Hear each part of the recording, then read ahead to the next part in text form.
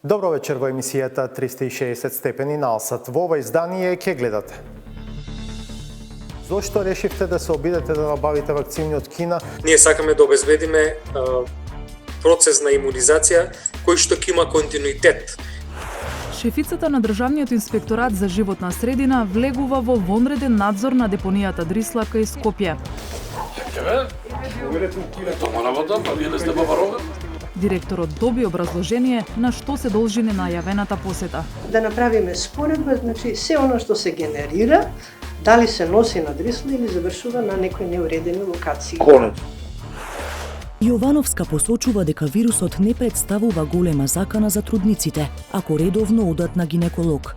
Сепак вели дека забележале одредени промени во ткивата на постелките на родилките. Имаме отстапување во морфологијата на постелката и попочната врвта.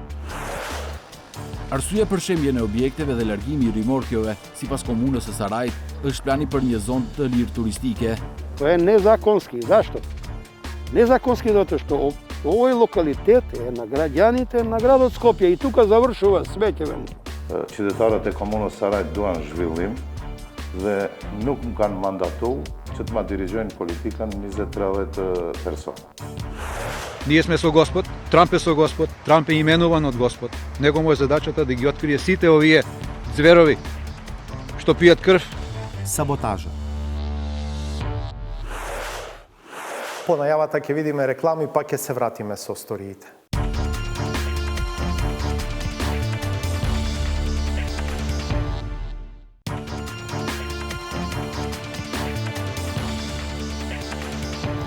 Гледате 360 степени.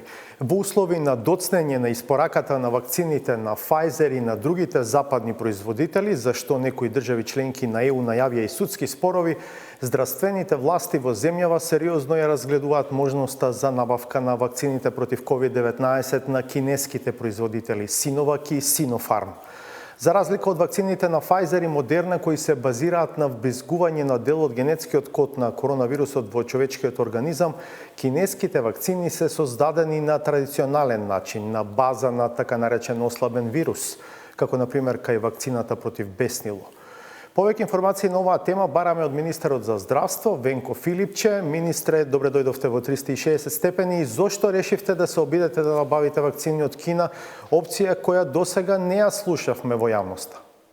Не е точно дека јавно не се зборуваше, ја најави премиерот како една од опциите за која што размислувавме, разговаравме со представници на кинеската амбасада кај нас. Уште пред некое време контактиравме со контактите кои што ни ги дадоа токму представници на амбасадата во нашата земја. Да кажам дека остануваме доследни прво на претходните два механизми. Тоа е COVAX механизмот, најавен состанок во петок, на кој што треба да се каже точно кога и колкава количина на вакцини ќе дојдат во секоја од земјите кои што аплицира преку овој механизам. Понатаму го чекаме одговорот во овој момент од Pfizer во делот на деталите на договорот и секако дозволата од нивниот headquarters за количините кои што треба да пристигнат од Србија. Меѓутоа, очигледно е дека сите производители имаат проблем со капацитетот и во таа смисла ние сакаме да обезбедиме процес на имунизација кој што ќе има континуитет. Еве сега гледаме дека има земји кои што го запреа вакцинирањето, Хрватска на пример. И тоа е нешто што сакаме да избегнеме. Значи сакаме да обезбедиме соодветна количина на вакцините од сите производители, при тоа да потенцирам дека буквално сите производители за кои што сега се зборува во светот имаат развиено вакцини на сосем безбедни платформи и да кога ќе започне процесот на имунизација кај нас едноставно нема пауза. Филипче, во која фаза се сега контактите со кинеските фирми? Сега чекаме детали во однос на договорот, во однос на цената, во однос на испораката и верувам дека до крајот на оваа недела сите овие детали ќе ги ја. Не би сакал да зборувам за рокови заради тоа што тие детали ќе ги знаеме до крајот на неделата и тогаш јавно ќе излеземе и ќе ги обзнаниме. Меѓутоа суштината е во тоа што очигледно дека производителите кои што први успеа да излезат на пазарот, а тоа е Pfizer, например, имаат проблеми со капацитетот. Најавуваат повеќе европски земји и тужби заради тоа што не ги исполнуваат договорите. Спомнав дека Хрватска ја го прекинува процесот на имунизација и тоа е нешто што е тера да работиме буквално на сите полиња за да обезбедиме целосно еден интегрален процес без пауза од моментот кој ќе почне на имунизација, секако со сите овие безбедни вакцини. Дали е пречка тоа што овие вакцини не се регистрирани од Европската агенција за лекови?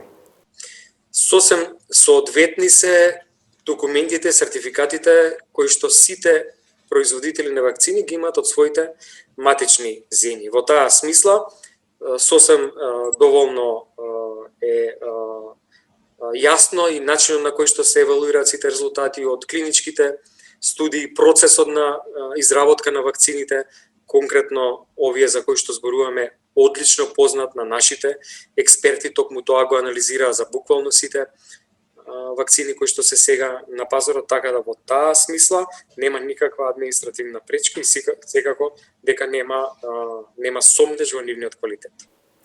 Различни држави пријавија различно ниво на ефикасност на вакцината на Синовак, од Бразил 50,4% до Турција 91,25% ефикасност. Имате ли вие сознанија за нивото на ефикасност на кинеските вакцини?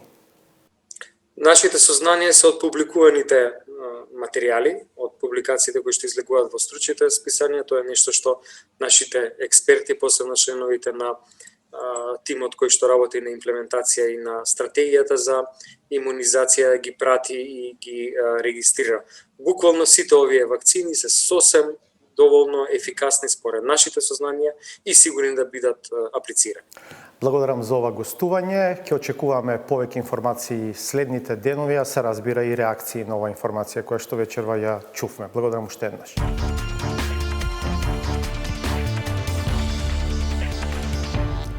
Со доаѓањето на Ана Петровска, кадар на партијата Дом на чело на Државниот инспекторат за животна средина, впечатокот е дека таа институција е многу поактивна во проверките и гонењето на загадувачите. Во дилемата дали станува збор само за перцепција или за реален напредок, статистиката за надзорите и казните оди во прилог на констатацијата дека Петровска навистина подинамично го води инспекторатот. Од граѓанскиот сектор пак не сакаат да брзаат со заклучоци. Велат за се да не заврши само со зголемено медиумско присуство, неопходно е кадровско зајакнување на инспекторатот и пред се соработка и поддршка од други институции. Славица Филиповска ја следеше Петровска во вонредни надзори во Бек и во Дрисла. Крв отпад по операции на пациенти, шприцови, крвави гази. Сите завршувале во Дрисла, без предходен соодветен безбедносен третман, тврдат од градот Скопје. Ова доле што го гледате одека, значи тоа е исцедок од човечка крв. Зарем мислите дека такви снимки 50 дена треба да се молчат? Никој ништо да не прави? Дали сте задоволни од работата на Државниот инспекторат со оглед на тоа дека градоначалникот во неколку прилики кажа дека ништо не работи? I don't think it's important whether I am satisfied. I think it's whether the citizens are satisfied. А мислите дека се граѓаните задоволни? Do you think that the citizens are satisfied? We'll listen to them. Напад на службено лице при извршување на службени задачи. Иде, сакам да си ја проли. Седи си се. Лаудате инспекторки, само така, ние ќе те потржуваме и ќе стоиме посреди тебе. Цела документација изгорена, архива изгорена, канцелариите на инспекторите кај што ги имаат документација, што имаат масите, се изгорено. Од функцијата директор е разрешен и Фејзула Спахија од Државниот инспекторат за животна средина и на негово место доаѓа Ана Петровска. Поприлично симпатии доживеавте кога излеговте во јавноста, бидејќи најавивте една жестока борба против сите оние кои што загадуваат.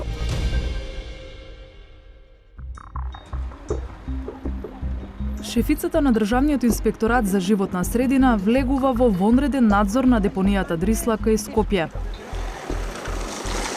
Добар ден. Ние сме од емисијата 360 степени. Дали може да влеземе со инспекторите? Поберете слободно. Чекаме директорот да дојде. Тргнате. Тома работа, па вие не сте баварога.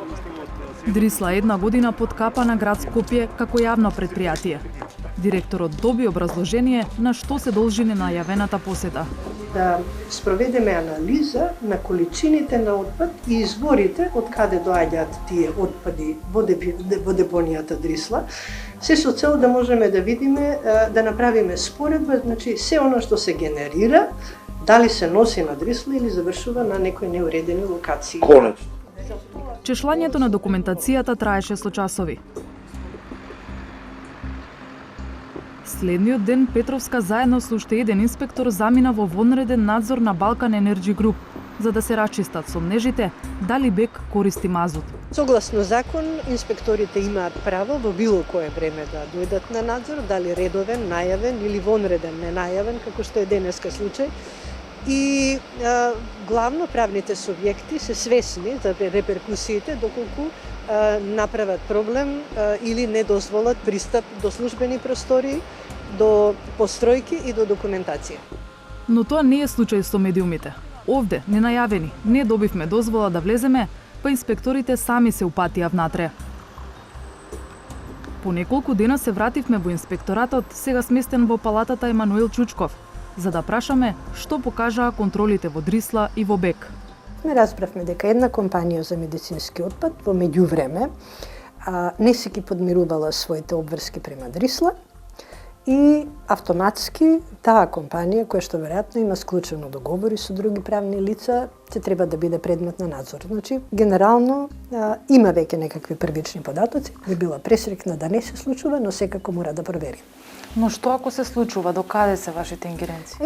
Ако тоа се случува, тогаш тие компании за кои што ќе утврдиме, и тоа се транспортни компании или компании кои што вршат третман на отпадот, па потоа третиран доаѓа на Дрисла, тогаш тие компании ќе бидат предмет на детален инспекцијски надзор, каде што ќе ги чешламе транспортните формулари, бидејќи транспортните формулари се тој доказен материјал кој што нас исто така може да ни утврди дека има одредени неправилности. За топлификација работата е појасна. Они проформа прават тендери секоја година, нема мазут, ниту пак мазут бил горен, согоруван во Балкан Енерджи од 2013 година. Тоа го подкрепивме со документација од регулаторна комисија и многу се радувам кога можам ваква информација да споделам со јавноста. Петровска е начело на Инспекторатот за животна средина од крајот на октомври минатата година, а нејзините вонредни надзори привлекоа интерес кај медиумите.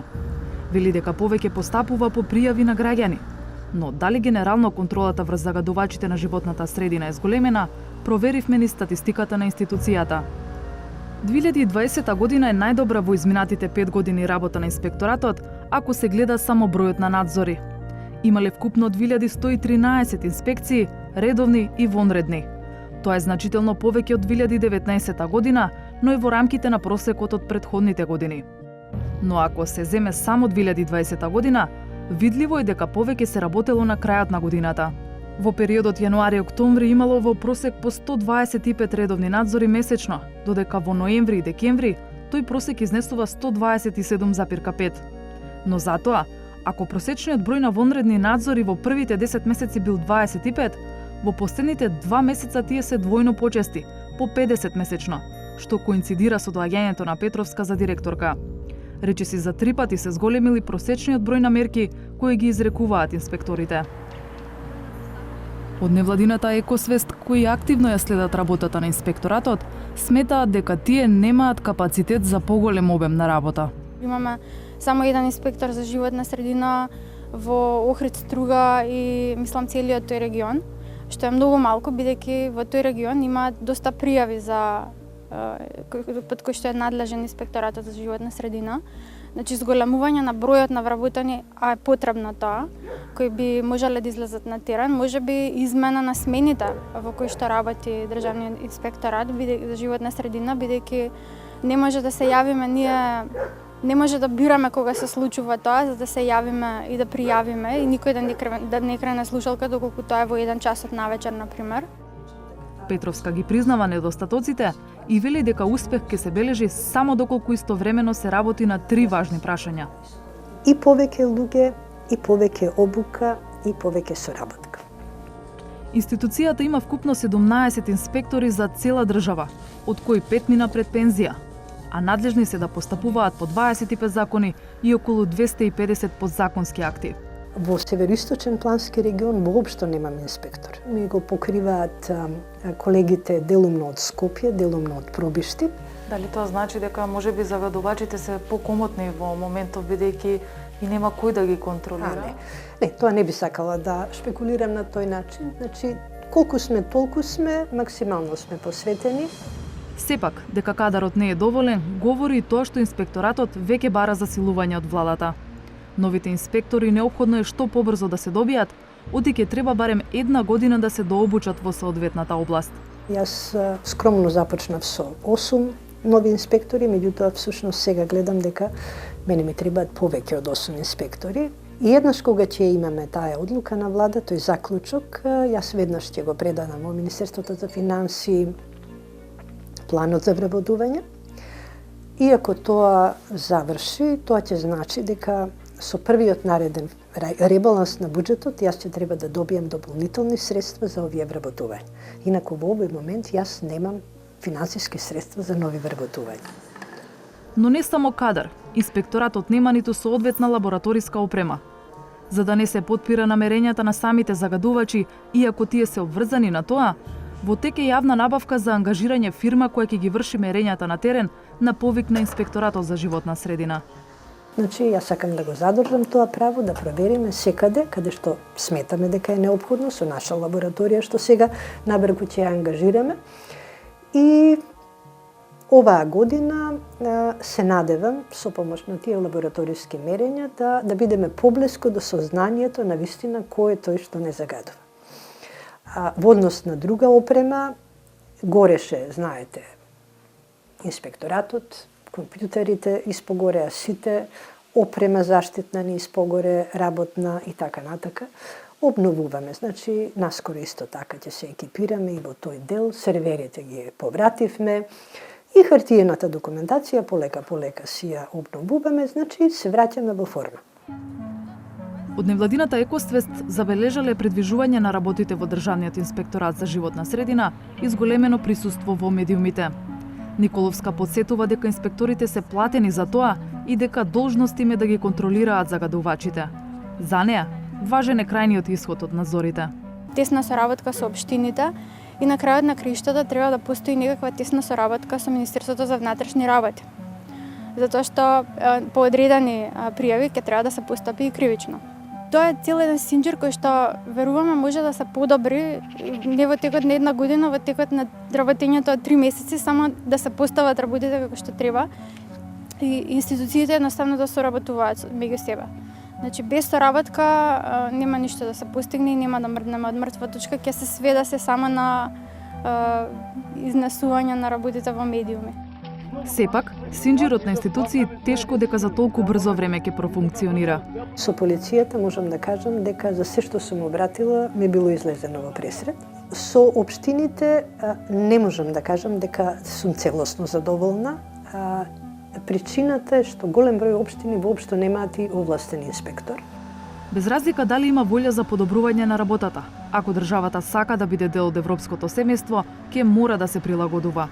Европската комисија бара Северна Македонија до крајот на јуни да го донесе законот за инспекцијски надзор во животна средина.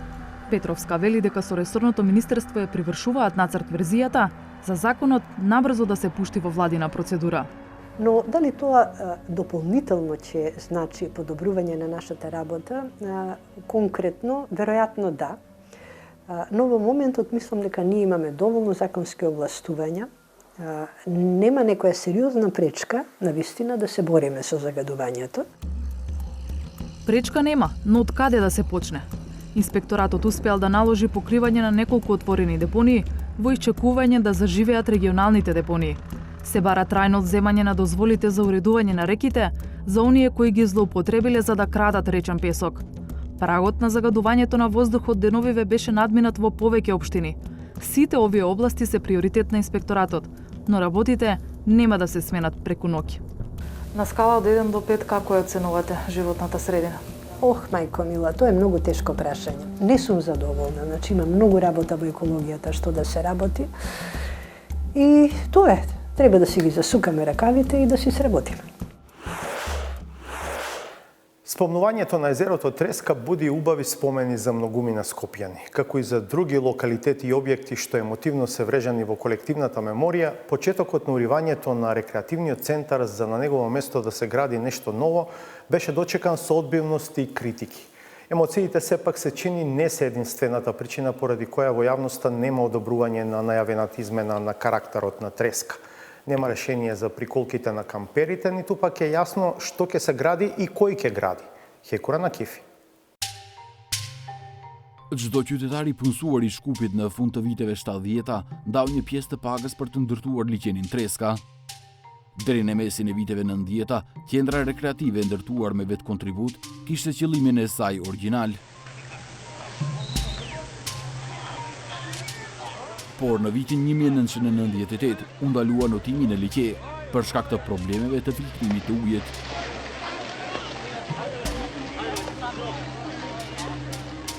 Më këmbgulësit vazhduan të vinë, por këto ditë, pas 43 vitesh ndërtim, kanë ardhur edhe eskavatorët.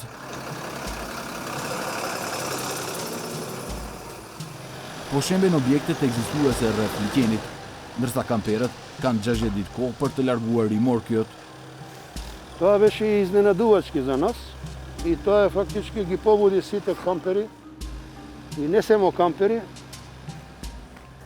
и градот Скопје, граѓаните на градот Скопје.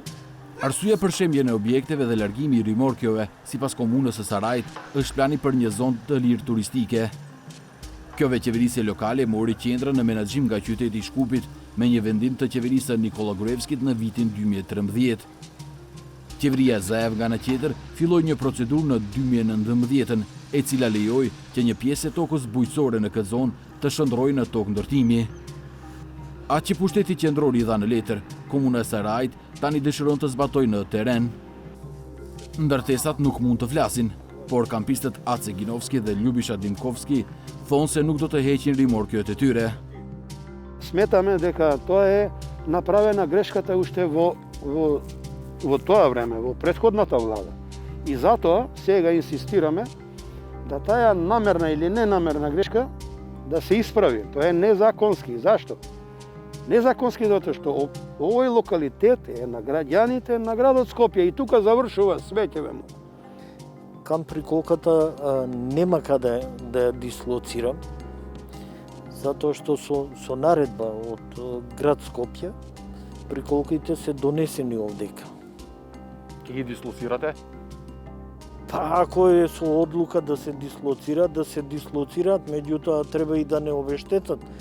На еден начин ова рекреативно езеро Треска, рекреативен центар езеро Треска е направено од наши пари. Ljubisha thot se ata janë të zhgënjyer me menaxhimin e komunës së Sarajit me liçenin Treska. Megjithse rregullisht paguajnë për të, ndër vite shumë rimorke janë plaçkitur, ndërsa më nuk kujdesen as për sigurinë as për pastërtinë. Додека беше под ингеренција на паркови и зеленило, имавме чуварска служба. Имавме одржување на зеленилото, косење на тревата, полевање на зеленилото, одржување на санитарните чворови, додека сега, откако преде под ингеренција на општина Сарај, се зголеми цената, малтене за 100%, а за возврат го изгубивме и тоа што го имавме. Ginovski kërkon nga institucionet kompetente të hetojnë se ku përfunduan paratë e tyre, që ata paguan për shfrytëzimin e hapësirës në qendrën rekreative. Каде одат тие средства? Кој ги зема, под кој налог, кој го издал тој налог, дали е валидно, не е валидно, затоа бараме Министерството за внатрешни работи, го потенцирам министерот, да си пушти луѓе да се тоа преиспит. Уште едно, го повикуваме и јавниот обвинител. Значи, јавниот обвинител сметаме дека е должен да во вакви услови, во ваков вандализам, во вакви кражби, потенцираме кражби, невидени. Зашто? Затоа што господинот Сабаудин со господинот Аки, претходниот директор, 5 години ние немаме чувари. чувари да се нема, а во договорите многу јасно се стои нивните обврски, нашите обврски. Од сето тоа нула. Përderisa pronarët e Kampshtëpizave janë të vendosur të mos largohen nga liçeni, kryetari i komunës së Sarajit është i vendosur të zhvendos ata nëse nuk largohen vetë. Afati përfundon për rreth 1 muaj. Ju si medium dhe shumë mediume tjera në kontinuitet keni informu që nuk ndërmerret asgjë te liçeni, nuk ndërmerret dhe ja tani kemi ardhur me një stadium, me një rrafsh që realisht edhe të duket që ndërmerret. Dhe si çka më të tjerë procedurat juridike do e determinojnë këtë punë. Po dua të them që është një investim që mbas informacioneve të mia nuk ka në region, jo në komunat regionale, kështu po në aspektin regional shtetëror. Akuzave të kampistëve se ata paguan dhe nuk morën shërbime të tilla si pastërtia publike dhe siguria, Bexheti ju përgjigj me kundër akuzë. Mbi 50 shfrytzues i kanë largu, edhe sot po largojnë, edhe për çdo ditë po largojnë. Është një grup i vogël, kështu i zoshëm. Ja për shembull do ilustroj, ai që është zgjedhë i pari i tyne nuk ka kamp shtëpisë. Ai ka bërë uzurpim klasik dhe ka bërë me montazh të hekurit një objekt. Edhe kjo nuk kalon. Dhe nuk kalon as punët tjera. Qytetarët e komunës Sarajit duan zhvillim dhe nuk më kanë mandatu që të ma dirigjojnë politikën 20-30 persona. Pronarët e Kampshtëpizave thonë se ata gjithashtu biseduan me kryetarin e Shkupit Petre Shilegov. Babai i qytetit të premten tha se Treska është në një farë mënyre një projekt shtetëror dhe se nuk është në jurisdiksionin e tij. Ai nuk e kundërshtoi idenë e kolegut të tij Bexheti për liçenin, por ka një vërejtje për qasjen. Значи, мислам дека тие луѓе што таму имаат години, децении, приколки требало да бидат викнати, да им се објасни концептот. Мислам дека таму има доволно капацитет да може една таква населба, може би на друга локација, биде сместена заради потребите на реализација на комплексите кои што таму треба да бидат. Derisa të gjithë e dinë se çfarë po shembet, ende nuk është e qartë se çfarë do të ndërtohet saktësisht. Kryetari i Shkupit thotë se Saraji është në përfundim të kërkimit të investitorëve. Ова што сега се случува, значи реализацијата на деталниот урбанистички план, мислам дека се таму на крај и разговорите со инвеститорите и затоа сега се започнати овие работи. Ова е на еден начин веројатно почеток на враќање. Në komunën e Sarajit, megjithatë thonë se negociatat ende nuk janë zhvilluar me investitorët, se ata janë duke punuar në procedurat ligjore. Për shembull, disa nga banorët e përkohshëm aplikuan për legalizimin e objekteve të tyre. Për me ditë më sakt, duhet kemi projektin final. Ajo fazë do të vije pas. Ashtu janë procedurat në urbanizëm. Tash vetëm bazamenti kryesor është vendu me planin urbanistik se çka mund të jetë dhe derisa. Por realisht mbas asaj që më informojnë nga njësia e urbanizmit, aty realisht do të jetë më evidente faza pas kësaj. Tani do me thënë jemi në procedurën juridike. Komuna nuk na dha një qasje në planin urbanistik që do të shërbej si bazë për pamjen përfundimtare të liçenit Treska. Por 360 gradë arriti deri tek ai. Sipas dokumentit, i cili është një plan urbanistik për një vendbanim jashtë qytetit, kompleksi është i ndarë në 4 bloqe. Në bllokun e parë, i cili përfshin bregun e liçenit, mund të ketë fusha sportive, një aquapark, terren lojrash, kopsht botanik dhe një përqindje e vogël mund të jetë për lokale afariste ose hotele. Në bllokun 2 janë parapar viken shtëpiza që të duhet të ndërtohen prej druri dhe guri, duke respektuar fondin pyjor. Në bllokun 3 është planifikuar kompleks hotelerik, por 40% e hapësirës mund të jetë për njësi të vogla dhe të mëdha tregtare, kulturë e shëndetësi. Nuk do të ndërtohet në të gjithë zonën, sepse në një pjesë të bllokut ndodhen Puset, Treska dhe Lepenec. Në bllokun 4 është parapar ndërtimi një qendre tregtare. Në letër, dokumenti parashikon mbrojtjen e fondit pyjor dhe gjelbrimin, ndërtim me materiale ekologjike dhe natyrore. Sidoqoftë, përvoja vendase ka treguar vazhdimisht të kundërtën.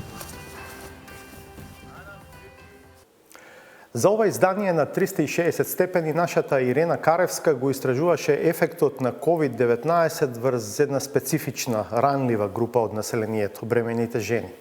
Меѓу сознанията до кои дојде е дека постелката и папочната врвца на родилките кои биле болни од COVID-19 се разликува од оние кај родилки што не биле болни од новиот коронавирус. Докторите во земјава почнуваат да испитуваат зошто. Под посебни протоколи за заштита од COVID-19, илјадници жени во време на епидемијата на свет ги донесуа своите ќерки и синови. Немат потреба никој од жените да имат страв за да оид во болница и да се породите. Поради љубезниот персонал добив слика. Бебето е во изолација, сосема е безбедно. Но не сите ја дочекаа таа радост. На ваков начин кој ние што поминавме и душман да не помини. Со водењак пукна дојде, ја врати ја. Ние на телевизија слушавме дека женава е почината. Додека надлежните тврдат дека ги испитуваат причините за смртните исходи, докторите ќе истражуваат и какви се промените што COVID-19 ги прави кај трудниците. Морфолошки отстапуваат дебелината на постелката, изгледот на папочната врвца, на околуплодовите овојци. Како епидемијата влијае на родилките и колку системот успева да ги штити.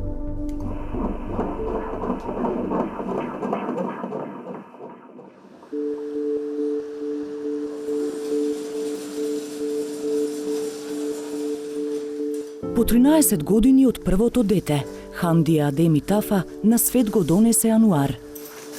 Број на рака секогаш проверуваме, 62. Чувството е, не можам да ви го опишам како е. Многу убаво. За неа COVID-19 не бил голема грижа. Во болницата во Чаир си доплатила приватно за во собата да престојуваат само таа и нејзиниот син. Нормално е дека сите се плашат, бидејќи во цел свет е оваа пандемија. Меѓутоа, немат потреба. Ако сите носиме заштитни маски и сите средства што се препорачани и одредбите, како ги предвидуваат владата, немат потреба од ништо. Проценка на пациентките се прави на прием преку анкета и мерење температура. Ако имаат симптоми на вирусот, се праќаат на Универзитетската клиника за гинекологија, која е единствениот ковид центар за родилки. Но само ако има време за транспорт. Мајка да пројави било каков симптома, веќе е породена. Значи, мајката одма се изолира, имаме посебно место на изолација. Новороденото се изолира од другите новороденчиња, меѓутоа, ако мајката е во добра општа состојба, новороденото се носи и се враќа кај мајка, бидејќи нема никаква контраиндикација ако мајката е способна со почитување на мерките, со носење на маски, со дезинфекција на раце, дури и доењето се препорачува. Најголем ризик се асимптоматските пациентки и оние што кријат податоци. Според дел од докторите, тоа е и причина за инфицираниот медицински персонал, што дополнително ја утежнува работата на болницата. Точно не можеме да знаеме каде кадарот е инфициран, можно е да и од надвор, можно е од нашите пациентки, бидејќи како што спомнав дека имавме и пациентки кои што ни дава лажна епидемиолошка анкета, а после породувањето дознававме дека пациентката имала болни во нејзиниот дом, значи имала контакти со инфицирани лица. Многу е битно да ја кажат вистината за да добијат соодветен третман. Со слични протоколи за заштита и недостиг на кадар, работат и болниците во внатрешноста.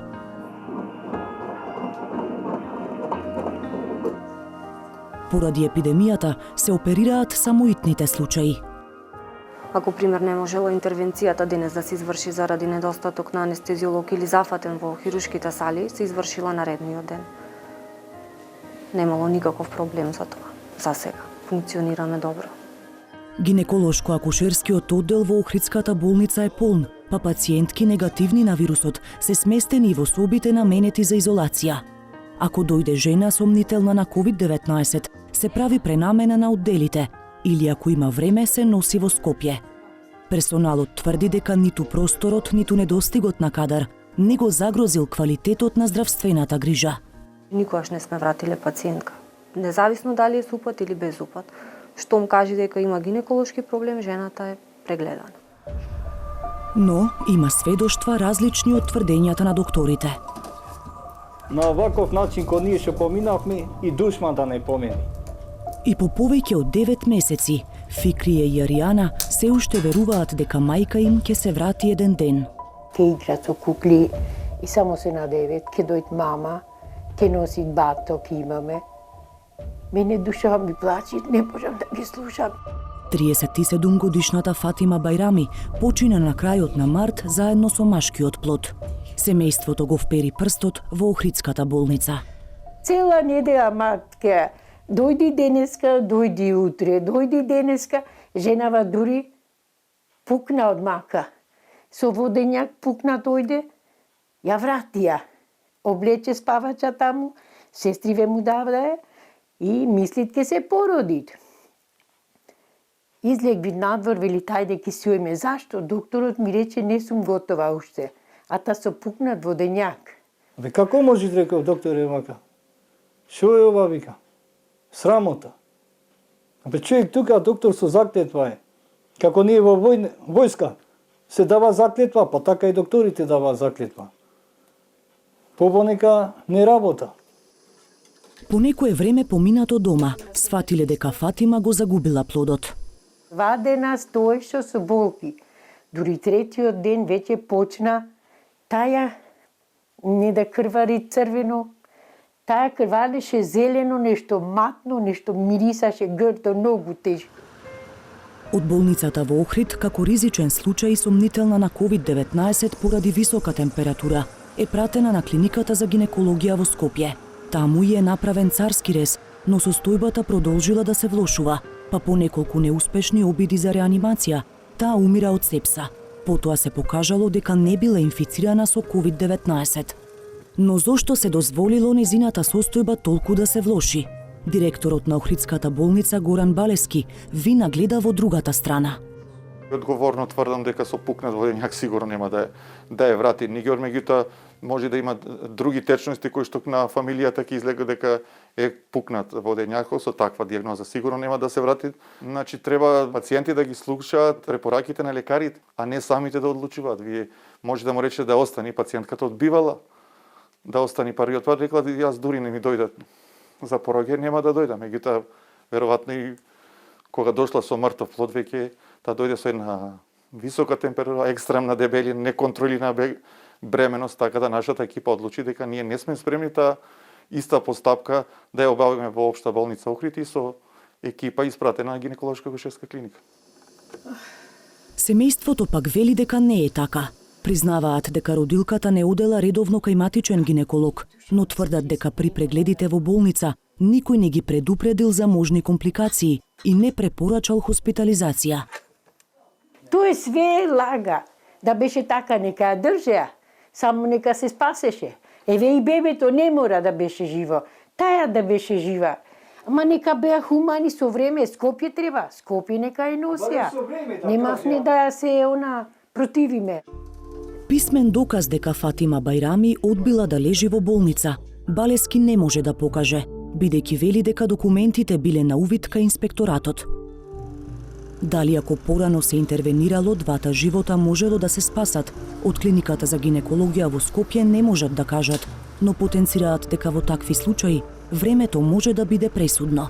Кога е таква тешка, најдобро е да се прати малку порано, кога се уште не е комплицирана здравствената состојба, иако постојат коморбидитети, таквите пациентки да се пратат на времено. Меѓутоа, тука не знам каде се изгуби време и зошто пациентката беше испратена во таква тешка состојба, дали имаше нешто проблеми со семејството, тоа може од Државниот санитарен инспекторат да ви кажат, мислам дека они одеа таму на увид. Државниот здравствен инспекторат не нашол причина случајот да се испитува дополнително преку стручен надзор. Зошто? Не добивме одговор. На прашањата се огласија само од Министерството за здравство. Цитирајќи преписка со инспекторатот, посочуваат дека пациентката имала хронично заболување, не ја контролирала бременоста и одбивала лабораториски испитувања. Во одговорот не е посочено дали одбила и хоспитализација. За целосна истрага чекаат жалба од семејството. Во информацијата на Државниот санитарен и здравствен инспекторат, доставена до Министерството за здравство, е наведено дека не се констатирани недостатоци што се во надлежност на инспекторатот и од страна на ДСЗИ не е побарано да се изврши стручен инспекцијски надзор. Министерството за здравство нема добиено представка за стручен надзор од семејството на починатата. Ова не е единствениот случај на почината родилка за која семејството обвинува за лекарски пропусти. Изминатиот период во јавноста излегува и други случаи, за кои се бараше одговорност за смрт или компликации по породување. Од Министерството за здравство велат дека се во тек неколку надзори, но не откриваат дали досега се констатирани пропусти. Нема ни официјален податок колку родилки починале во 2020 година. Според податоците од клиниката за гинекологија, лани имало 7 смртни случаи. 4 од нив имале тешки компликации и коморбидитети, а 3 од родилките имале и COVID-19 и починале на инфективните одделенија во Скопје. Според дел од докторите, причина за влошување на состојбата на родилка со COVID-19 најверојатно се придружни заболувања и нередовни контроли. Дел е на други коморбидитети, дел и од самиот вирус.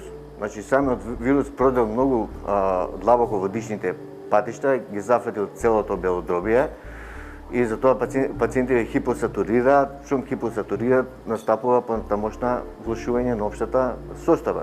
Сепак, анестезиологот Спасовски потенцира дека жените не треба да стравуваат, бидејќи, како што вели, најголем дел од нив вирусот го минуваат со лесни симптоми. Ако пациентката дојде со развиена симптоматологија, значи таа веднаш се завршава породувањето, било најчесто со царски рез, доколку ние не се успее тој ден да настапи подобрување на општата состојба, тогаш истата пациентка се префрла на инфективна клиника за понатамошен третман. Меѓутоа, важно е да знаем и потенцијалните трудници и македонската јавност дека процентот на позитивните исходи е повишки од 85%. Значи, не сме имале со потешка развиена клиничка слика. Тој процент бил многу мал. Постигнувањето на последниот пик во ковид центарот на ГАК се дише полесно. Олеснување за персоналот беа и брзите тестови со кои се проверуваат сите пациентки, па веќе нема сомнителни случаи. Немаат никаков контакт со регуларните пациентки. Црвената зона која е одделена од другиот дел на болницата е речиси празна. Сретнавме само една родилка, која по позитивниот тест одбиле да ја примат во приватната болница во која планирала да се породи. Вирусот го минува без симптоми, изолирана од незиното бебе. Една жена која што очекува дете мора да мисли на најдоброто. Немаше страв, тоа е нормално, се случува на сите, се случува и на бремени жени. За жал, некој полесно, некој потешко, но во главно со пациентките тука што разговаравме, сите беа во ред. Како неа тука се породиле уште 243 жени инфицирани со коронавирусот. Позитивно на COVID-19 било само едно бебе, кое се смета дека се заразило преку надворешен контакт со неговата мајка, а не во незината утроба или преку доење. Но не секогаш тука било толку мирно. На почетокот од епидемијата, црвениот аларм го вклучил бран пред времени породувања, кога е забележан и раст на смртноста на бебињата. Директорката уверува дека на годишно ниво нема зголемување на стапката на смртност кај новороденчиња, а овие случаи вели дека се последица на стрес и инфекции од неконтролирана бременост. Тоа беа бебиња добиени од 22 до 27 недела, значи екстремна незрелост во една сива зона, кога и во свет овие деца тешко преживуваат. Голем дел од тие мајки ги викнавме повторно и ги тестиравме со серолошки тестови и излегува дека не биле ковид позитивни, значи не била причината ковид. Ние тогаш алармиравме и до Комисијата за заразни заболувања. Во суштина, тоа беа пациентки кои што доаѓа во краен момент, значи пред породување, без претходно да се јават и да се консултираат со гинеколог. Јовановска посочува дека вирусот не представува голема закана за трудниците, ако редовно одат на гинеколог. Сепак вели дека забележале одредени промени во ткивата на постелките на родилките, кои допрва ќе ги испитуваат. кај пациентките кои во било кое време од бременоста прележале ковид или кои што актуелно во моментот се позитивни, имаме отстапување во морфологијата на постелката и попочната врвта. Допрва тоа ќе го работиме како студија заедно со Институтот за хистопатологија на Медицинскиот факултет во Скопје, значи ќе ги испраќаме за да можеме да добиеме некој податок кој што ќе можеме да го вреднуваме понатаму за какво пореметување станува збор. И додека докторите ќе ги истражуваат последиците од COVID-19, дел од граѓаните се надеваат дека некој поажурно ќе ги испита и причините за загубените животи. Семејството на Фатима Бајрами нема да води правна битка, бидејќи не веруваат во институциите. Сакаат само нивната болка да биде порака до надлежните, да проверат дали и каде се потфрла. Денеска се деси нашево, утре други мајки ќе остават деца. Реклами па саботажа.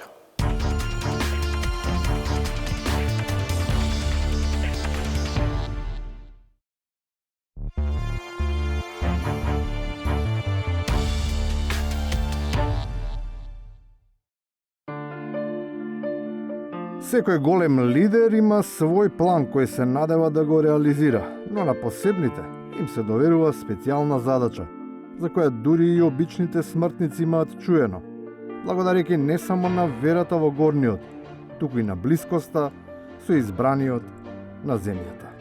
Ние сме со Господ, Трамп е со Господ, Трамп е именуван од Господ. Него му е задачата да ги открие сите овие зверови што пијат крв, што убиваат деца и јадат деца. Долго најуваниот план беше на прак на реализација. Армијата следбеници на движењето кое во него го виде својот пророк, надолго и на широко се обидуваше да го пренесе до јавноста договореното сценарио за спас на човештвото. Оно што е у Вашингтон сада, у наводним знацима инаугурација, нема благе везе со инаугурацијом. Данас сам добio информацију да е то замка за сви они кои што доđu за наводно Бајдена да прославе инаугурацију победу, да се покапсе директно, да нема бежања, затвор. Динамиката со која оваа најава се ширеше на социјалните мрежи придонесе голем број од незините курири без дилеми и пред таа да се официјализира, да ја објават првичната листа на лица кои ниту ја дочекале инаугурацијата. Најголемите риби ги уапси овие денови, значи, најголемите играчи, Цукерберг, Джек Дорси, Ненси Пелоси, Џо Бајден, папата во Ватикан исто така. На разочарување на најголемите верници во теориите на генералот Флин, ништо од очекуваното не се оствари, па растеше свеста дека се работи за добро режирана измама. Но тоа не ги обесхрабри доследните, кои врз основа на проверени информации успеа да откријат најновата завера. Инаугурацијата на Бајден беше еден абсолютен фарс, заснета на друго место, показана на видео, така както ми покажаха на видео и двата самолета, дето уж се забиваха. Това е една холограма, дето уж се забиваха 100 метра височина. И не само што било снимено во студио, туку и главните актери биле дублери, се разбира со лична дозвола од Трамп, кој дури нашол начин и да прати порака до своите симпатизери. Видели смо данас шта се е десило. Генерално, сви су то клонови. У тај периметар тамо сви су клонови. Бајден, Обама, Бил Клинтон, Хилари, Камала Харис и тако да. Онај дечко што е изошao да пева, она е упутио поруку од Трамп. Оно е наш човек био. Познал сам ка ја лично сам го осетio. За се тоа постојат јасни сомнежи кои веројатно нема ни потреба да бидат докажани, бидејќи изворите се исклучително релевантни и секогаш веродостојни. По моје ја мислам вистинскиот Бајден дека е убиен, дека овој дупликат, генетски дупликат, како таков не може да живее долго. Без оригиналот не може да живее долго. Очекува и тој да умре многу брзо. И на крајот, читачите на тајните пораки ја обелоденија последната испратена шифра. Председник Трамп и Меланија. Можда се видели Меланију у каквом е хаљину била, тој е џокер хаљина. Значи, сад ќе Трампов џокер да се искористи и да се зада последни ударац. Картите со ликот на дворски шут сепак се само во главите на оние што имаат патолошка верба во работи во кои сакаат да веруваат.